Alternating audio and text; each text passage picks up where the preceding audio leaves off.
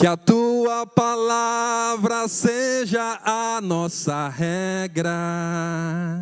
Teu Espírito Santo, o nosso mestre, e a tua maior glória, a nossa ocupação suprema, por Jesus Cristo, nosso Senhor.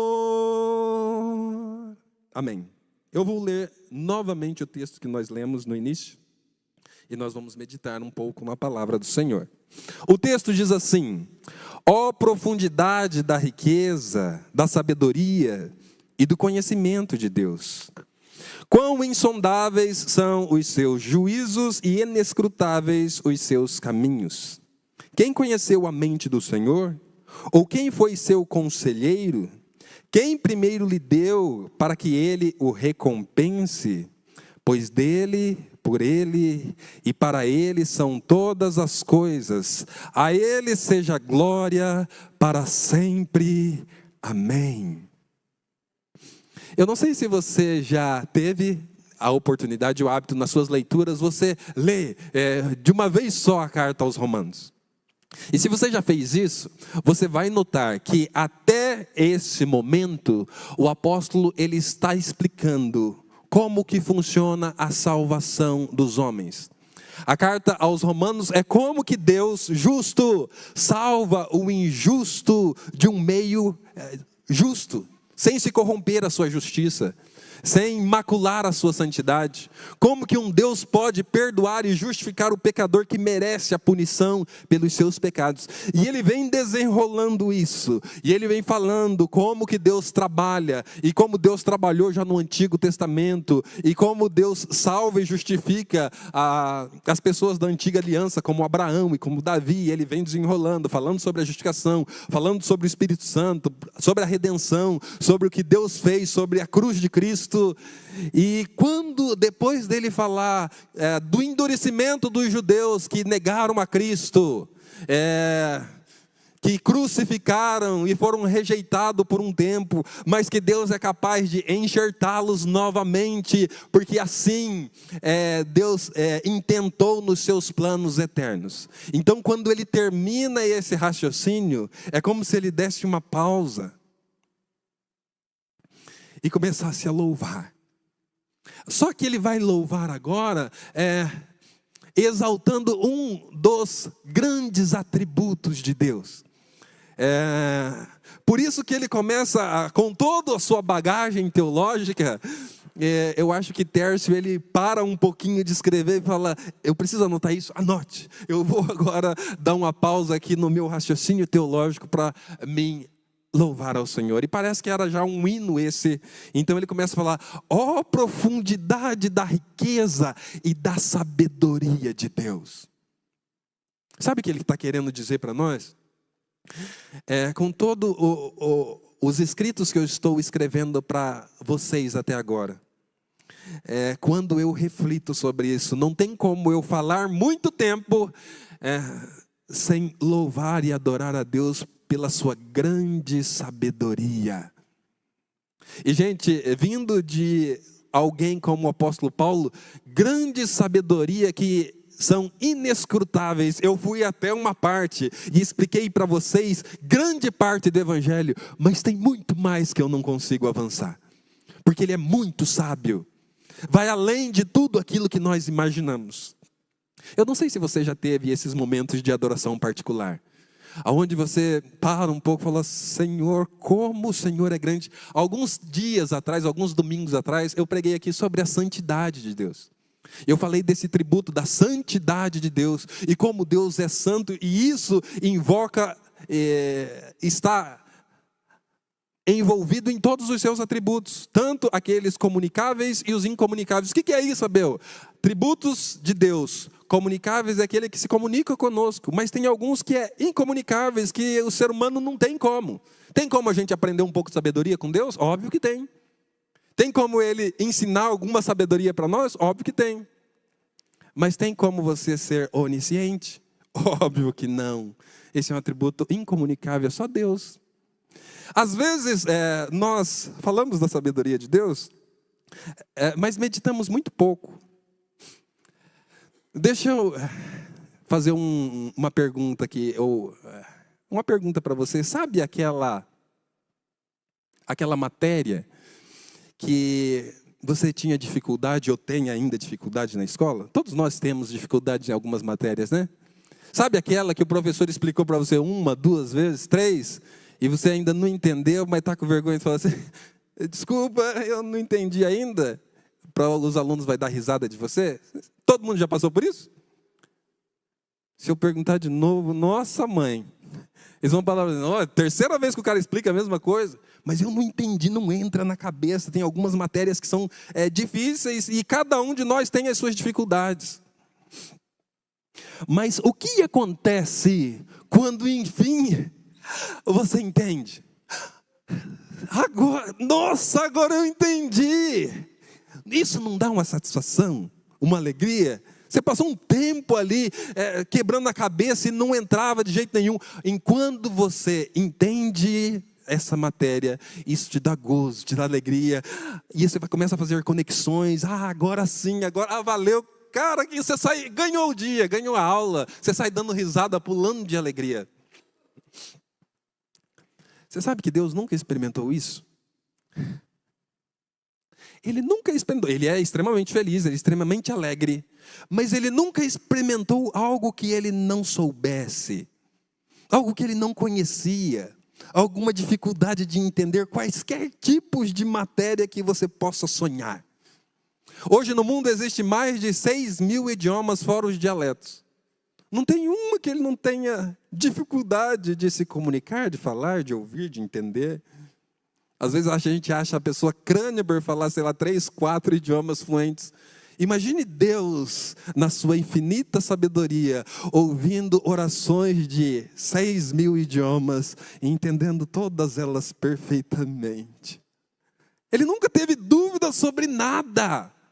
Sempre sobre tudo, de toda maneira. Sabe uma coisa que às vezes incomoda você também? Já participou daquela conversa que você não domina um assunto? E tem algumas pessoas conversando sobre filosofia, sobre política, sobre música, sobre matemática ou qualquer outro tema. E você vê que as pessoas são bem entendidas naquilo e você está na roda. Você fala assim, meu Deus, eu não vou nem abrir a minha boca. Eu vou ficar quietinho que eu vou me passar por sábio aqui. Porque se eu abrir a boca, eu não sei nem terminar o argumento aqui que eu estou usando. Já passou por essa situação?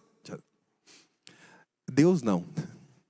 Qualquer situação, de qualquer tema que se estiverem discutindo, de qualquer assunto, de qualquer matéria que ele participasse dessa roda, ele não ia somente entender, ele ia dar uma aula para todos os maiores profissionais do ramo nessa matéria, seja em quaisquer matérias. Você crê nisso? Que o seu Deus é assim? Você tem certeza que ele é assim mesmo? Abel, nossa, desse jeito aí, como você está explicando, eu nunca entendi. Deus é sábio. Mas ele conhece de tudo, sobre tudo? Sim, desde sempre. Nunca aprendeu nada novo. É por isso que quando o Apolo fala, profundidade da riqueza, da sabedoria e do conhecimento de Deus. Porque a vida inteira ele se esforçou arduamente para conhecer o Deus das Escrituras. Ele estudava, ele memorizava o Antigo Testamento, o hebraico, com todas as dificuldades que nós temos de entender. Ele se tornou um mestre, ele quer conhecer a Deus. Mas depois de anos estudando isso, ele cai do cavalo e não conhecia o Deus ainda da Bíblia que ele tanto estudava. Mas depois da salvação, então ele passa a conhecer esse Deus. E ele passa a se relacionar com esse Deus. E esse Deus passa a explicar coisas que a vida inteira ele achava que era de um jeito, mas não era. E agora, com os anos de caminhada, os 3 anos em recluso, as aparições de Cristo, ensinando para ele o Evangelho, agora que ele entendeu, O Evangelho. Então ele vem do início do capítulo 1 até o capítulo 11, fazendo uma exposição do Evangelho, de tudo que ele acha abrangente para você entender o Evangelho plenamente. Então quando chega no final do capítulo 11, ele desemboca e fala assim: obrigado, Jesus. O Senhor compartilhou comigo uma riqueza maravilhosa, glorioso. Então não tem como ele conter o seu coração, a sua mente, e ele começa a desembocar nesse hino. Ó profundidade da riqueza, da sabedoria e do conhecimento de Deus. Quão insondáveis são os seus juízos e inescrutáveis os seus caminhos. Quem conheceu a mente do Senhor? Quem lhe deu conselho? É impossível isso. E por que tudo isso? Por que ele se expôs? Por que ele se revelou? Se ele não tivesse revelado, nós jamais poderíamos conhecer esses planos. Qual é o propósito de tudo isso? Então ele termina: pois dele, por ele e para ele são todas as coisas. A ele a glória. Esse é o objetivo. A glória de Deus. Ele se revelou para mostrar a sua glória. E nós, quando conhecemos essa revelação, só tem uma coisa que você deseja fazer: glorificá-la e viver para a sua glória. Amém? Ok. Porém,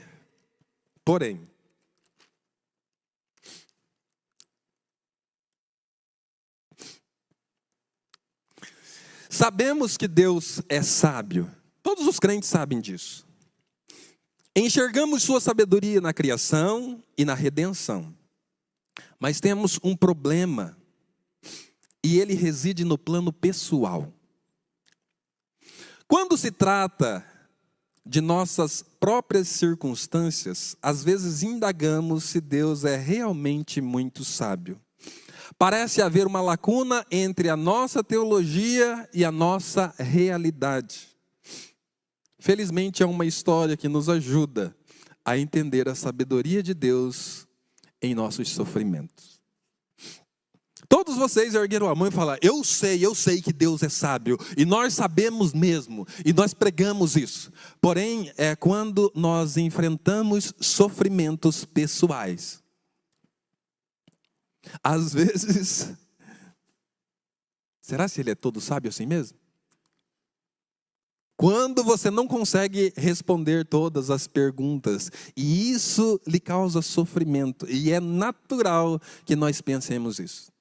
Às vezes, as pessoas eles não gostam de falar, por ser cristãos, que eles não sabem, que eles têm dúvida, que eles têm medo, mas isso é bem natural porque nós pensamos assim.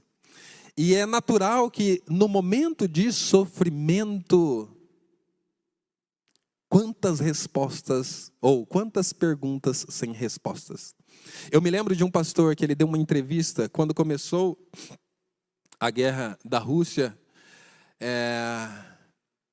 e ele estava recebendo os bombardeios lá. E o seu filho de 13 anos lhe indagou com tantas perguntas que ele falou assim: com toda a minha bagagem teológica, eu não conseguia responder aos meus filhos. O pastor Paulo, no congresso, ele se lembrou dos ataques que está tendo agora. E ele falou assim: eu fico agoniado só de ouvir. Sabe por quê? Pense comigo em alguns bombardeios onde os civis são atacados. Acordaram? Tinha alguém dormindo aí. Pense nesses bombardeios. O pai morre, deixa a esposa com os filhos. Ou a mãe morre. Ou pior ainda, o pai e a mãe morrem e deixa 2 filhos, um de 2 e outro de 4 anos. O que essas crianças fazem nesse momento? Chora, lamenta. Ele vai correr para onde, gente? O que ele vai comer amanhã? Quem vai cuidar desses meninos, dessas meninas, que os pais morreram no bombardeio e agora? Para onde eles vão? Vão morar onde? Vão comer o quê? Quem vai cuidar dessas crianças? Então nós levantamos um clamor ali. para que o Senhor coloque suas mãos e dê auxílio para essas vidas, e que as igrejas possam ajudar aquelas vítimas e fazer de tudo, orar, colocar diante de Deus: Senhor, tem misericórdia. E esse tipo de sofrimento é real e está acontecendo no nosso tempo. E mais ainda, tem a possibilidade de acontecer comigo e com você, nós não estamos isentos. Agora, a grande pergunta é: para eles que estão sofrendo, ou para nós que passaremos por isso, Deus continua sendo todo sábio para você? Deus é sábio como eu pintei, falei agora que Ele é todo, não tem nenhum tipo de dúvida, e tudo Ele sabe, tudo Ele conhece, todas as coisas? Ou nesse momento que você e eu tivermos passando as dificuldades, problemas, enfermidades, como a Neia agora, como os meninos, e como tantos outros cristãos, qual será a nossa postura? Como nós vamos enfrentar isso? Pois bem, graças a Deus, felizmente, Deus prepara tudo, né? Felizmente há uma história que nos ajuda a entender a sabedoria de Deus em nossos sofrimentos. Ajuda a nos entender. Às vezes nós não vamos ter todas as respostas, mas ajuda. E graças a Deus por aquela experiência. Eu quero que vocês abram agora lá no livro de Jó. Nós vamos meditar um pouco na história desse homem.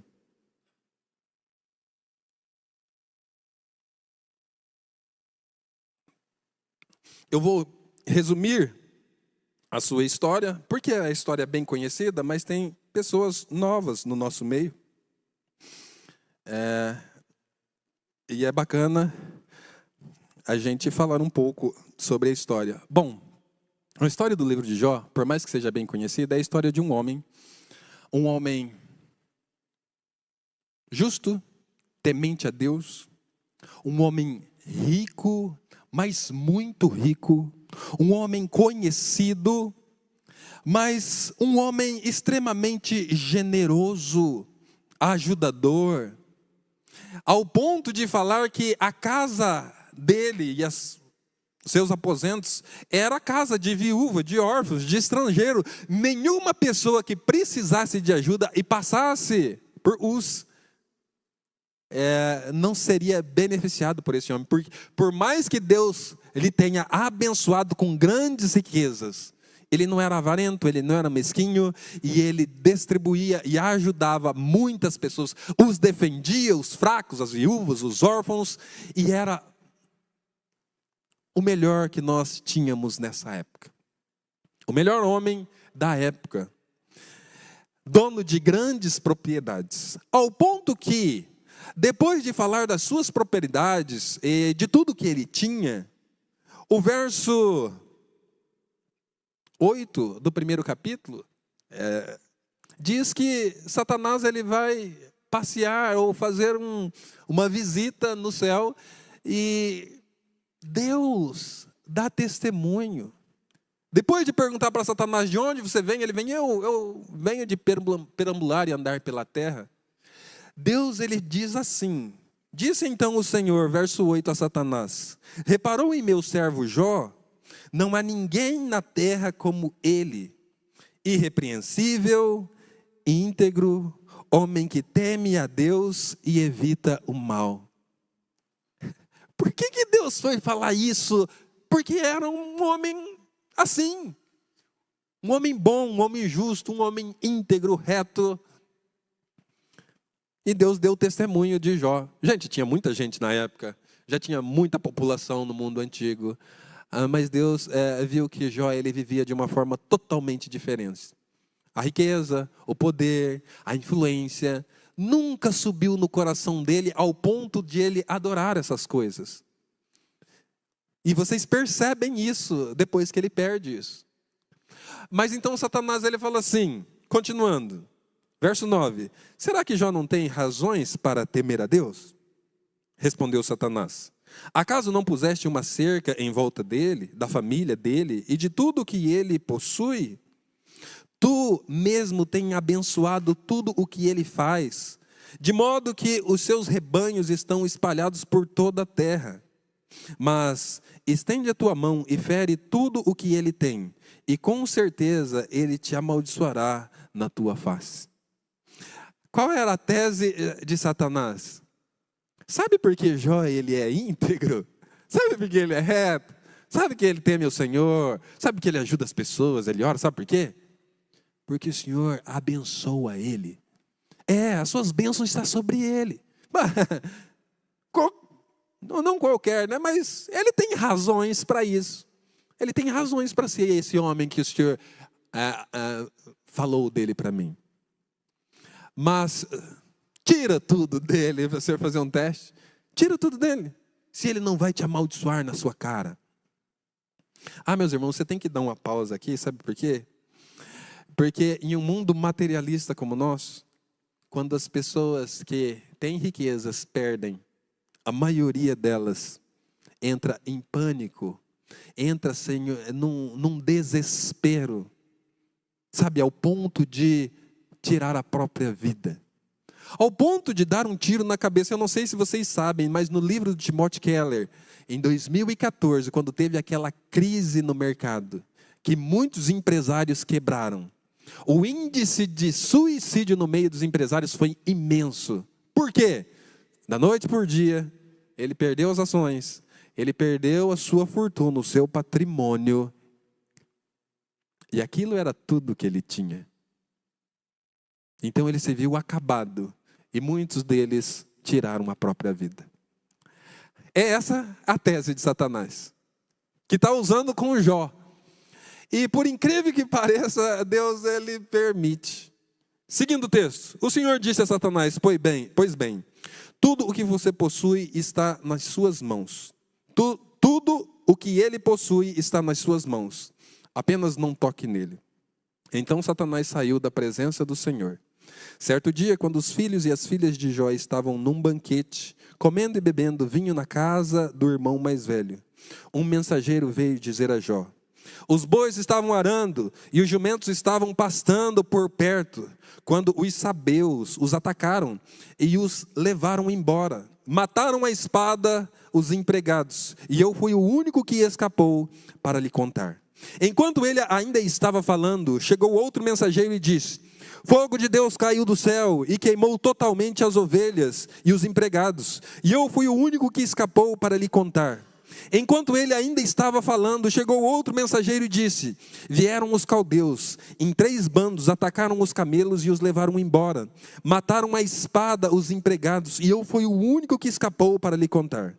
Enquanto ele ainda estava falando, chegou ainda outro mensageiro e disse: seus filhos e suas filhas estavam num banquete, comendo e bebendo vinho na casa do irmão mais velho, quando de repente um vento muito forte veio do deserto e atingiu os 4 cantos da casa, que desabou.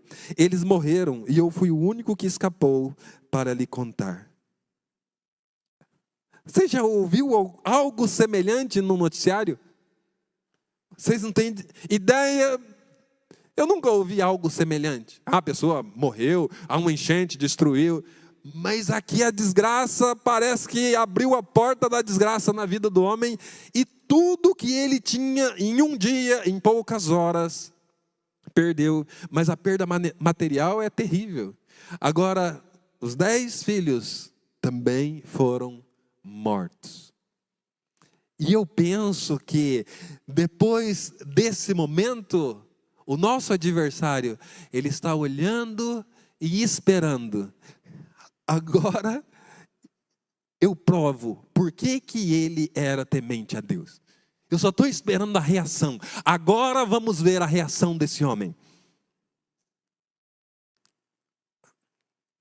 Eu não sei se você, quando recebe uma notícia ruim, qual é a sua reação.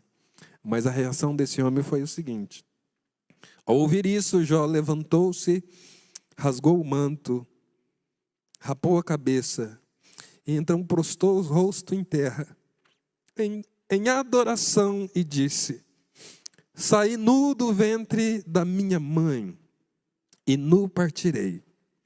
O Senhor o deu, o Senhor tomou. Louvado seja o nome do Senhor. Você já se colocou no lugar desse cara? É fácil fazer isso? Louvado seja o nome do Senhor. Agora você entende por que Deus deixou? Faça a ligação. Porque dele, por ele e para ele são todas as coisas. A ele a glória. Nós vivemos com um propósito: glorificar a Deus. E Deus sabia que ele ia ser glorificado por meio da vida de Jó. Bom, segunda parte. Satanás, ele não descansa, trabalha arduamente para destruir a minha e a sua vida. No outro dia, capítulo 2, verso 1. Os anjos vieram apresentar-se ao Senhor. E Satanás também veio com eles, para apresentar-se. O Senhor perguntou a Satanás: de onde você vem? Satanás respondeu ao Senhor: de perambular pela terra e andar por ela. Disse então o Senhor a Satanás: reparou em meu servo Jó? Não há ninguém na terra como ele, irrepreensível, íntegro, homem que teme a Deus e evita o mal, e se mantém íntegro, apesar de você me haver instigado contra ele, para arruiná-lo sem motivo. Satanás não perde tempo e diz assim: pele por pele, respondeu Satanás. Um homem dará tudo o que tem por sua vida. Estenda tuas mãos e fere a sua carne e os seus ossos, e com certeza ele te amaldiçoará na tua face. O Senhor disse a Satanás: pois bem, ele está nas suas mãos, apenas poupe-lhe a vida. Saiu Satanás na presença do Senhor e afligiu Jó com feridas terríveis, da sola dos pés ao alto da cabeça. Então Jó apanhou um caco de louça e com ele se raspava, sentado entre as cinzas.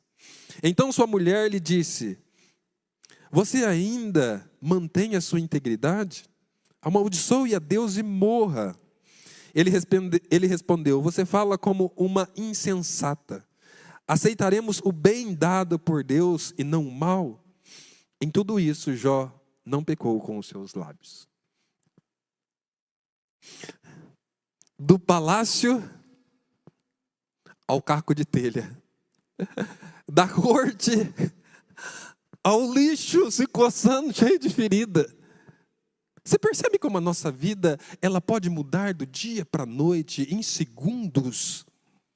Hoje você está saudável e bem, glorificando a Deus. Amanhã você pode estar doente numa cama, em uma fase terminal, fazendo uma cirurgia. Hoje você está cheio de saúde, amanhã você pode estar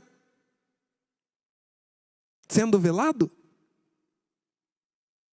Você percebe como tudo nessa vida é instável. Tudo nessa vida muda, as situações mudam rápido. Ah não, eu quero uma estabilidade financeira. Sério? Às vezes as coisas acontecem tão rápido. Quem de vocês diria que um piloto da Fórmula 1 chamado Schumacher, que ganhou N títulos, que era bilionário, hoje está precisando de doações dos colegas pilotos? Você consegue enxergar isso? Você conseguiria enxergar esse Schumacher que ganha quase todas as corridas? Daqui a uns dias ele vai se acidentar, não vai ser nem correndo em Fórmula 1, vai gastar toda a sua fortuna com tratamento médico e agora depender de outros colegas para o tratamento. Muda tão rápido. E às vezes nós colocamos tanta confiança nessas coisas que são tão estáveis. Mas graças a Deus, Jó não colocou. Senão, eu acho que eu vou seguir o conselho da minha mulher. Pega uma corda lá, meu bem. Não dá para viver desse jeito, não. Vamos tirar a vida. Você fala com uma louca mulher. Nós temos recebido o bem do Senhor, não receberíamos também o mal? Em tudo isso, Jó não pecou com seus lábios.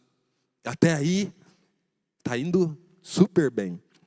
Mas, meus irmãos, assim como eu falei, nós somos homens e mulheres, e Jó era um homem como nós. Por mais de ter essa referência, um dos melhores homens, o melhor da época, sendo referenciado por Deus, ainda é pecador, ainda é frágil, E sabe agora, eu não sei se você leu todo o livro de Jó, teve a oportunidade, agora vai começar os seus piores sofrimentos.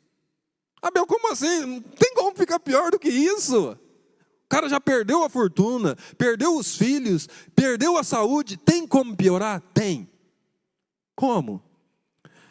Quando você perde agora a confiança, quando você se torna instável, seus pensamentos já não funcionam mais, dúvidas são colocadas na sua cabeça, você não consegue raciocinar direito nessa dor, nesse caos, nesse sofrimento, quando agora você começa a receber conselhos que parecem ser bons, mas não é.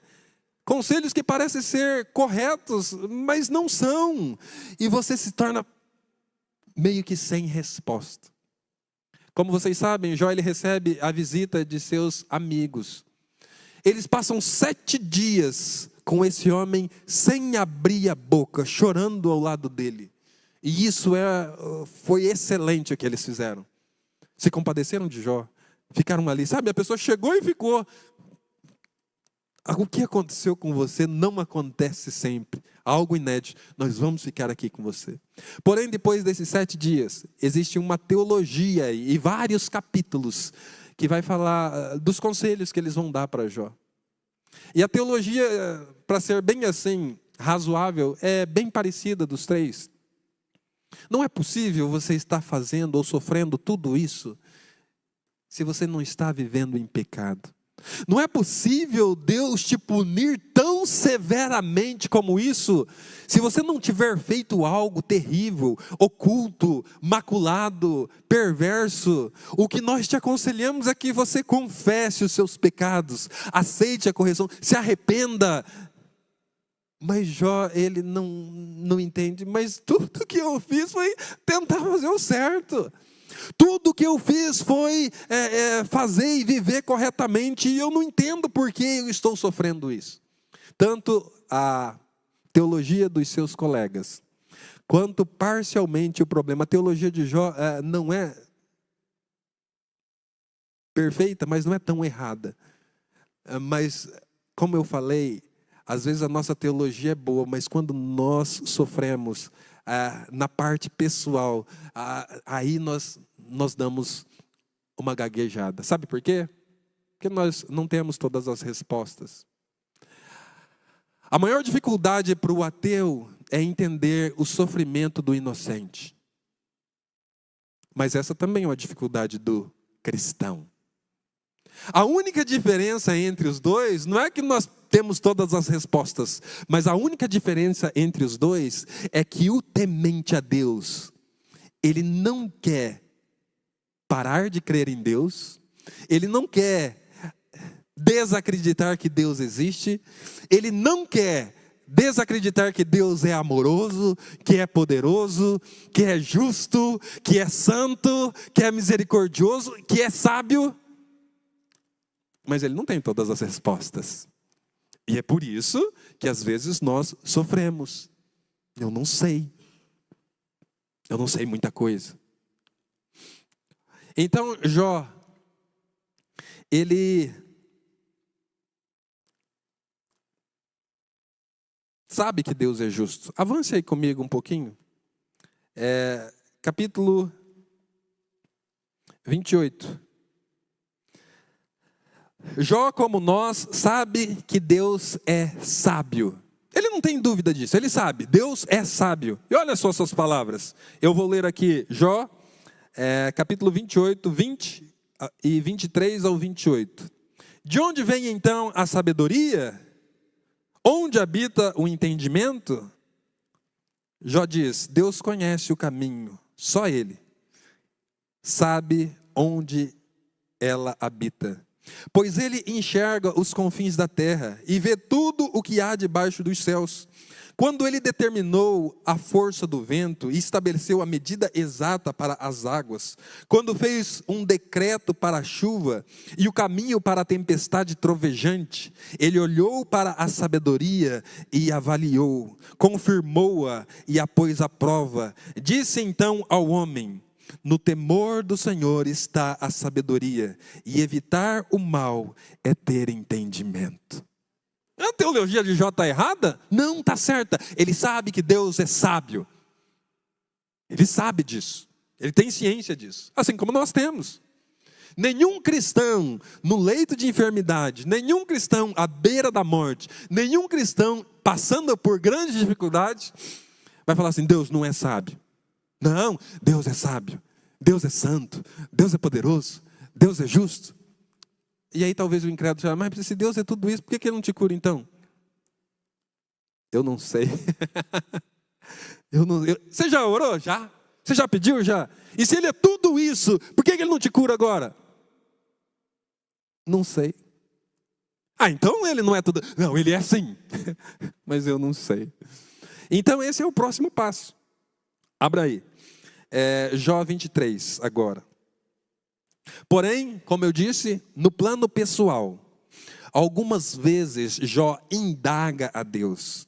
Ele quer que Deus lhe conceda algumas respostas que ele apresentaria. Vejamos o verso, capítulo 23, como eu disse, do verso 1 ao 5. Olha só o que diz aí. Então Jó respondeu: até agora me queixo com amargura. A mão dele, ele está falando de Deus, é pesada a despeito de meu gemido. Se tão somente eu soubesse onde encontrá-lo e como ir à sua habitação, eu lhe apresentaria a minha causa e encheria a minha boca de argumentos. Estudaria o que ele me respondesse e analisaria o que ele me dissesse. Eu queria, sabe o que eu queria?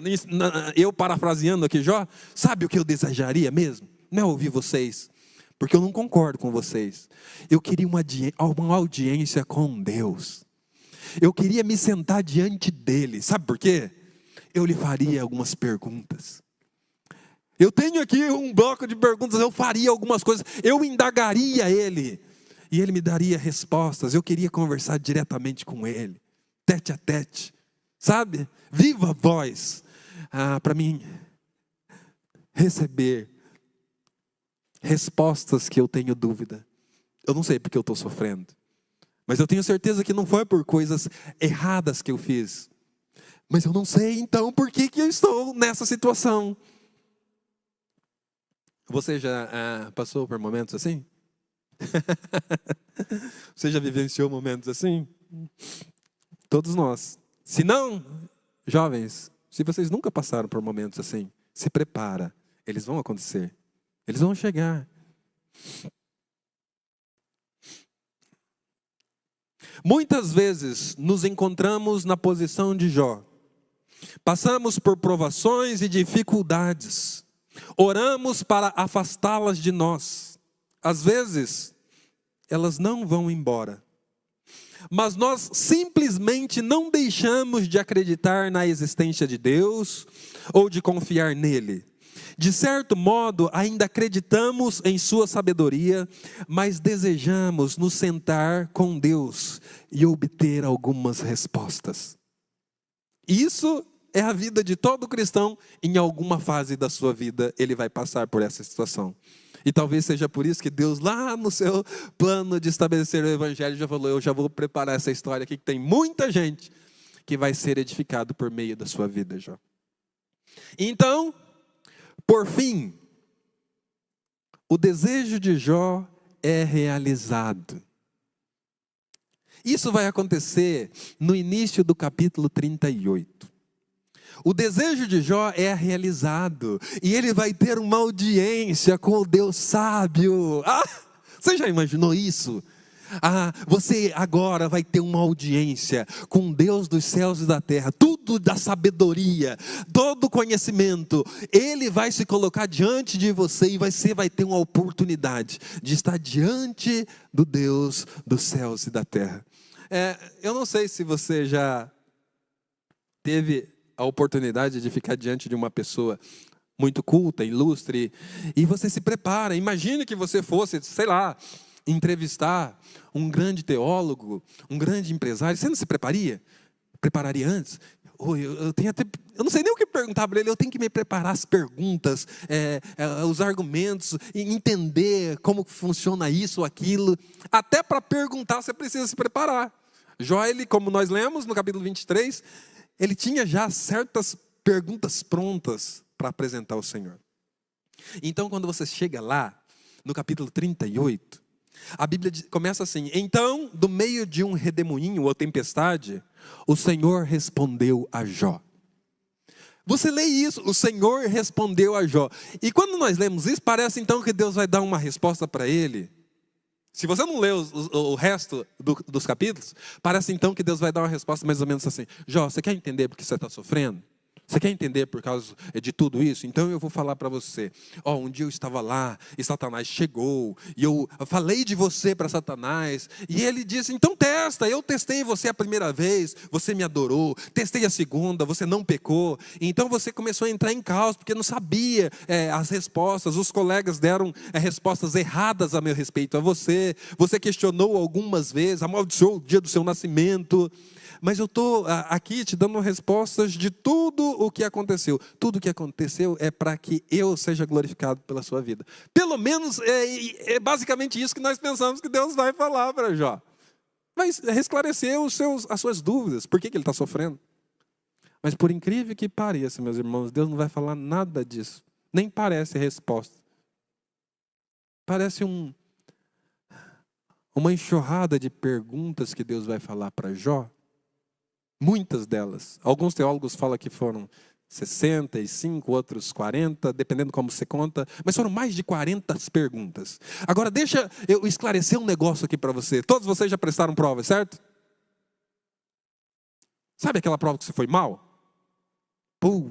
Fui péssimo nessa prova. Quantas perguntas você acertou?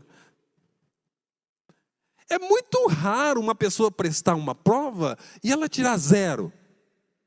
Mesmo chutando, às vezes você acerta alguma coisa. Eu tirei um 5, tirei um 7, tirei nota vermelha, mas chutei umas 3, acertei. Mas tirar 0, tem nenhuma resposta. Agora imagine você, diante de uma bancada de mestres que vão te avaliar. Você se preparou, o seu desejo a vida inteira para estar diante daquilo. E então, todos eles estão ali, te avaliando. Vamos falar, nós vamos fazer uma prova oral, certo? Sim. Então vai a primeira pergunta. E um dos mestres fala, a primeira mandou. Você abaixa a cabeça, vixe, essa eu não sei. Pode falar a segunda? Tá bom, vou falar a segunda. E manda a segunda. Você já começa a suar frio. Manda a terceira. A terceira, você não sabe. Sabe o que eu estou me lembrando aqui agora? O William Lane Craig, ele fala quando ele foi prestar o doutorado dele, ele se preparou, tal e tal. E quando ele foi lá diante dos professores, era uma avaliação oral também, e era um doutorado em teologia.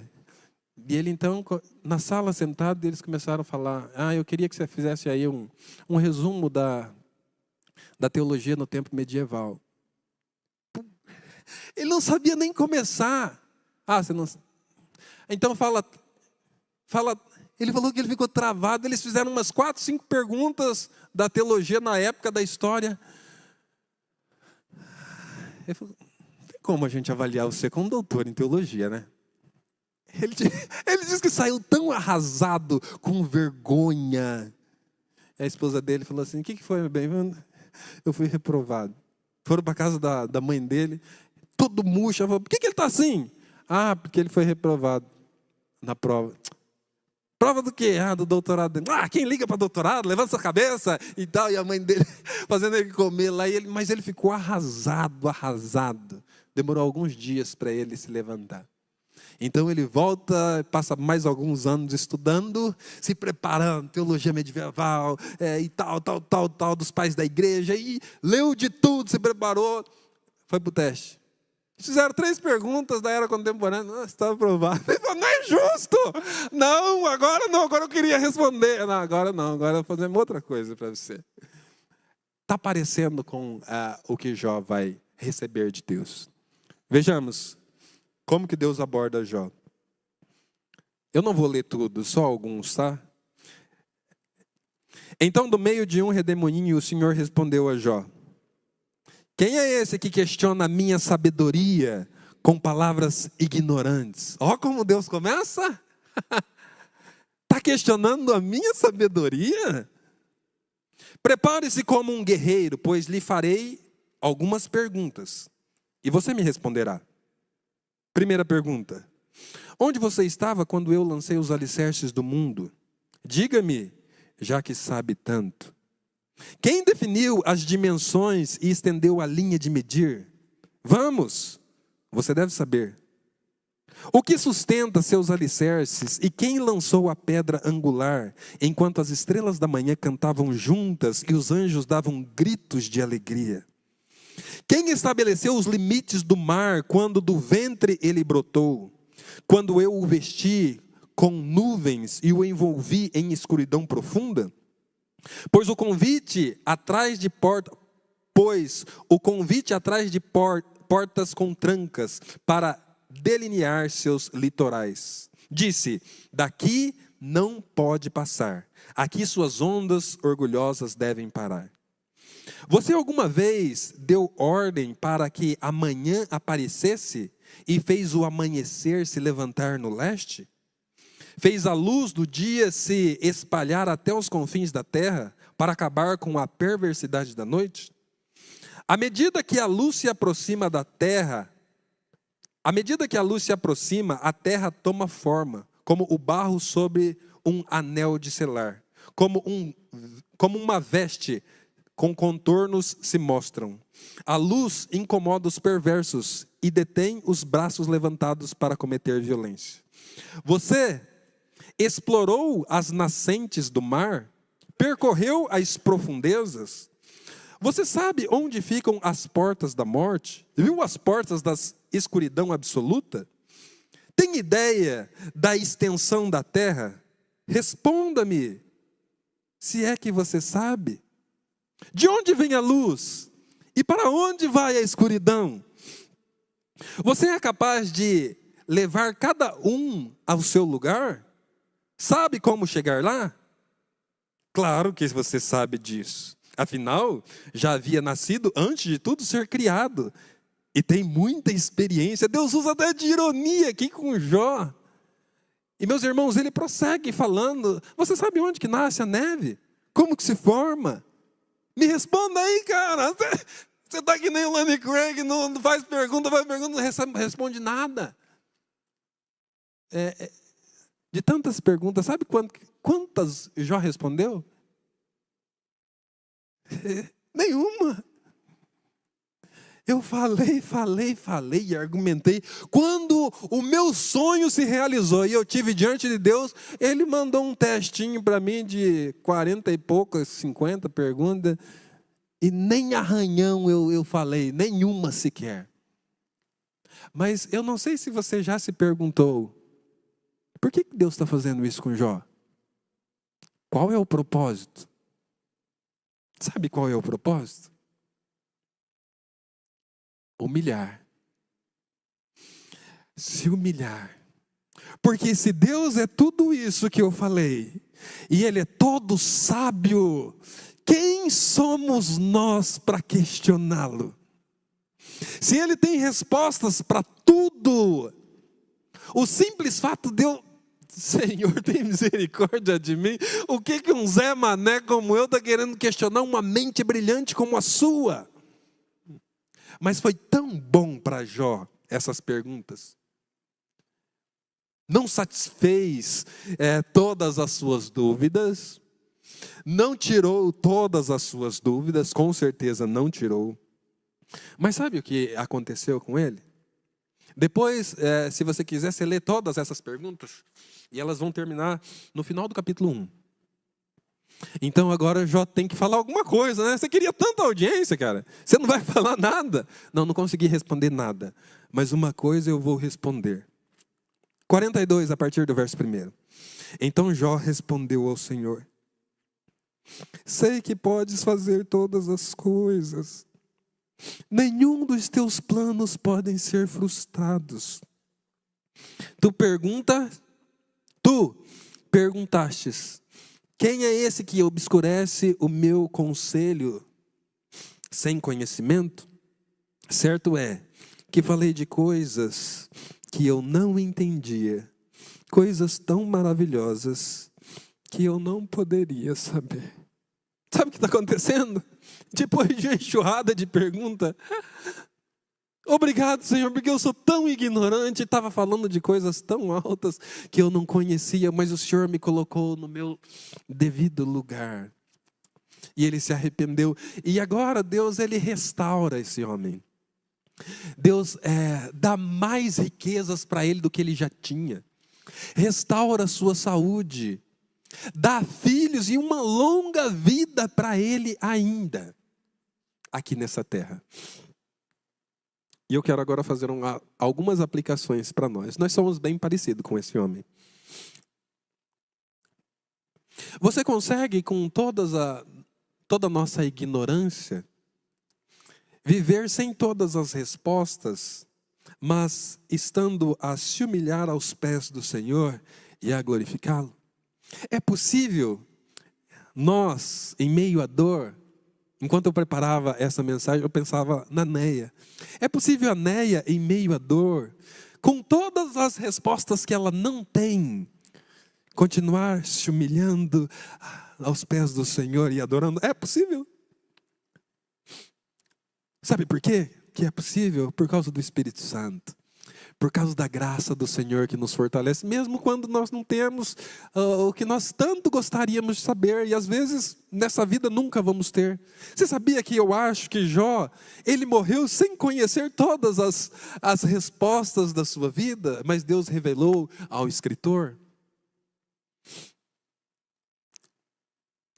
Eu quero lembrar de uma história com vocês. Lembra da história de Marta e Maria?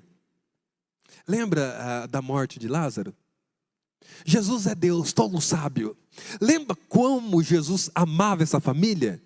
Lembra quanto ele passava lá, jantava, almoçava lá com seus discípulos? E a Bíblia fala que eles eram amigos que amava. Jesus o amava. Vocês conhecem a história. Certo dia Lázaro caiu doente, uma doença terrível. E Jesus não estava em Betânia, mas estava em Jerusalém. Sabe quanto tempo dá de Betânia a Jerusalém? 3 km. Pertinho, dá para ir correndo, né, Neuza? 3 quilômetros dá para ir de a pé. Eles mandam recado: Senhor, aquele a quem o Senhor ama está doente. Vem. O recado foi dado. Jesus... Se coloque no lugar de Marta e Maria. O cara chega e falou: e aí, você chamou ele? Chamei. Ele vai vir? Não respondeu nada não, mas eu chamei. Ele deve vir, né? E a febre está lá, e o cara está doente. O pior é responder os outros: ô Marta, cadê Jesus? Já chamou Jesus? Já, é claro que eu já chamei. Ele vem? Ele vem. Ainda bem, né, que ele tem... E aí, Marta, já chamou? Já mandando recado. Ele está vindo. Mas Lázaro está ruim, ele tem que vir logo. Seu irmão está piorando. Senhor, chega logo. Eu acho que vai na porta, né? E Jesus não chegou ainda. Vai lá, dá uma olhada, vê se ele está chegando. Né? A pessoa começa a ficar desesperada. E aí, Jesus chegou? Não chegou. Nossa, ele curou tanta gente, né? Nas viagens dele ele cura tanto, cura cego. Mas ele ama tanto. Por que essa demora? Não, mas nós já chamamos. Mas o Lázaro, ele piora tanto que morre. Ele morre, gente.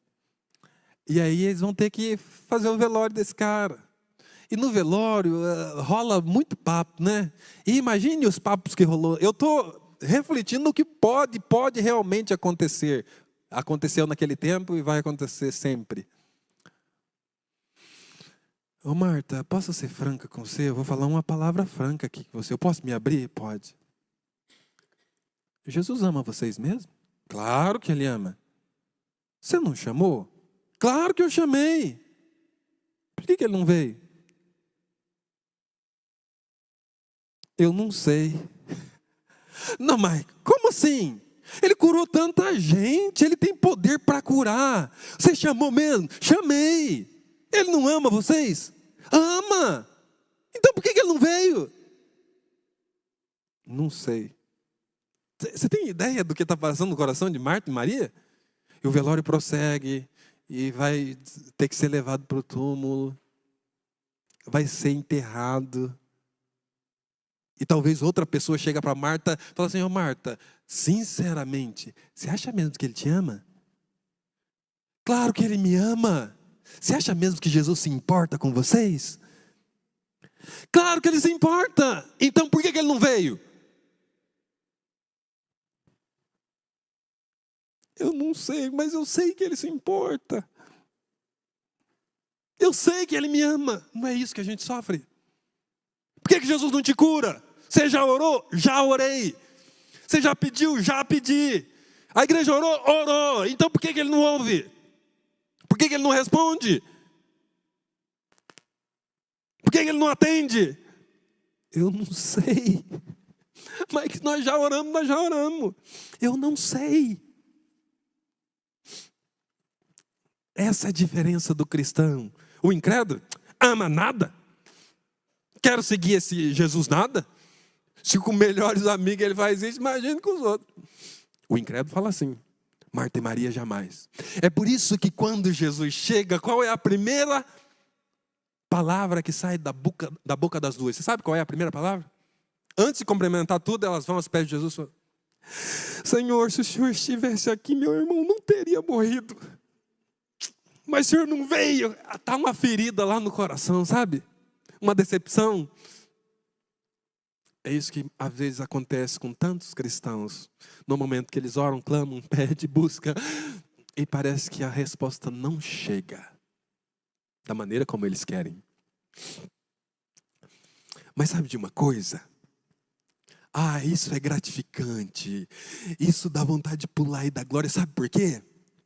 Se uma pessoa falasse para Marta e Maria assim, pode esquecer, ele nunca vai vir. Ela poderia retracar e falar assim: eu não sei porque ele não apareceu. Eu não sei porque ele não veio ainda. Mas eu posso te garantir, ele vai vir. Ele vai vir. Eu tenho certeza que ele vai vir. E ele veio. Ele só segurou um pouquinho, mas ele veio. E ele veio para quê? Para ser glorificado e glorificar ao Pai. Esse é o objetivo do atraso do Senhor Jesus. A glória de Deus é a coisa mais importante do que a minha e da sua saúde, mais importante do que o nosso casamento, dos nossos filhos, mais importante de qualquer coisa que aconteça pessoalmente. A glória dele é mais importante. E então, para que a sua glória aconteça, ele fala: onde os sepultaram? Senhor, já fede, cheira mal, me levem lá. Se vocês crerem, vocês vão ver a glória de Deus. Então rolem essa pedra. Senhor, rolem a pedra. E com uma palavra bem simples, ele fala: ô Lázaro, sai para fora. E o Lázaro saiu. A glória foi maior do que curar uma doença ou não? E todos ficaram impactados, dizendo que o que aconteceu no nosso meio? Muitos judeus creram no Senhor Jesus e a multidão seguia. E eu quero terminar agora dizendo: Deus restaurou a vida de Jó, concedeu mais do que tudo que ele tinha, porém mesmo com todas as bênçãos que Jó recebeu no futuro, tudo isso foi provisório. Jó morreu de novo, gente. Jó morreu novamente. Seus filhos morreram. Todas aquelas bênçãos que ele recebeu depois do sofrimento foram provisórias. Eu falei isso numa escola dominical. Jesus ressuscitou Lázaro, foi uma glória para Deus. Muitos creram nele, mas foi provisório. O Lázaro morreu de novo. Assim como todas as pessoas que Jesus ressuscitou. Todos os milagres que ele fez foram provisórios, porque eram para realçar a mensagem do Evangelho, que as pessoas crescem no Evangelho. Mas tem algo que não vai ser provisório. E é aqui que eu quero terminar.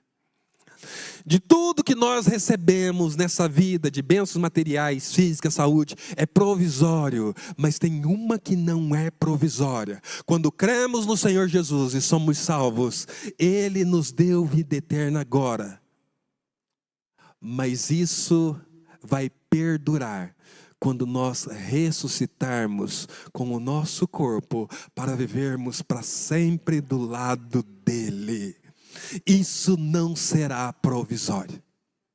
Essa é a graça e a glória do Evangelho, para glorificarmos o Senhor para todos sempre, num novo céu, numa nova terra, com um novo corpo, com o coração cheio de alegria, agradecendo por tudo que Ele fez por nós. Não existe bênção maior do que essa.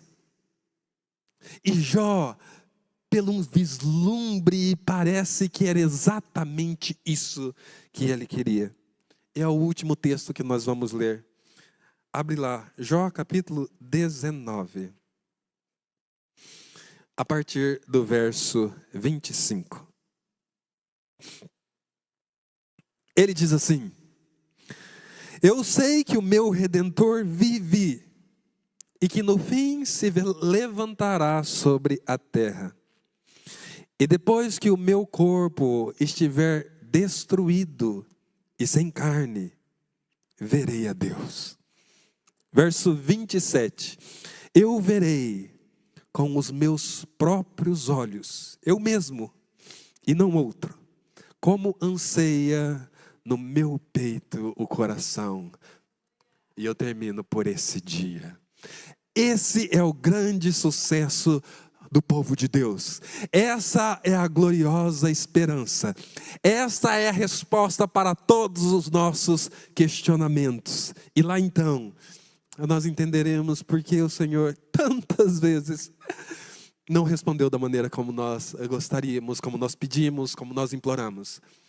Mas isso nunca porque Ele não nos ouviu, porque Ele não nos ama, porque Ele não se importa, porque Ele tem um plano glorioso para cada um de nós, para que nós o glorificamos aqui e na eternidade. Você quer glorificar a Deus na eternidade? Você já começou a fazer isso aqui? Você quer render graças, louvor, como Paulo disse, na eternidade? Você já começou a fazer isso aqui? Então faça, porque é exatamente isso que nós nascemos, vivemos e morremos para fazer. Glorificar ao Senhor e agradecer pela sua grande sabedoria. Se coloca de pé e vamos orar ao Senhor.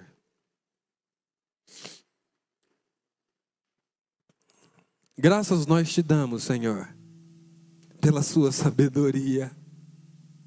Graças nós te damos, Senhor, pela sua imensa sabedoria em preparar tudo para nós.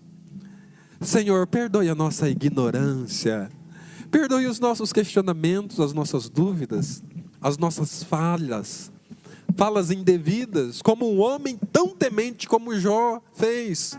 Nós somos pó, nós somos pecadores, nós somos frágeis. Nos perdoe e nos ajude, Senhor, a engrandecê-lo e adorá-lo por quem Tu és, pela Sua grande sabedoria, pela Sua mente brilhante e pelos Seus desígnios eternos. Assim como Jó orou, nós também oramos, Senhor, nos perdoe. Colocamos a mão na boca e lamentamos pelas palavras erradas, pelos pensamentos errados que temos, mas nos humilhamos aos Seus pés e confessamos a nossa ignorância diante de um Deus que é tão sábio, inteligente, santo. Nos perdoe em nome de Jesus e nos ajude, Senhor, a louvar ao Senhor em meio à dor, em meio ao sofrimento. Nos ajude a se humilhar e adorar ao Senhor, porque é para isso que nascemos e é isso que faremos para sempre. Em nome de Jesus nós te agradecemos. Amém.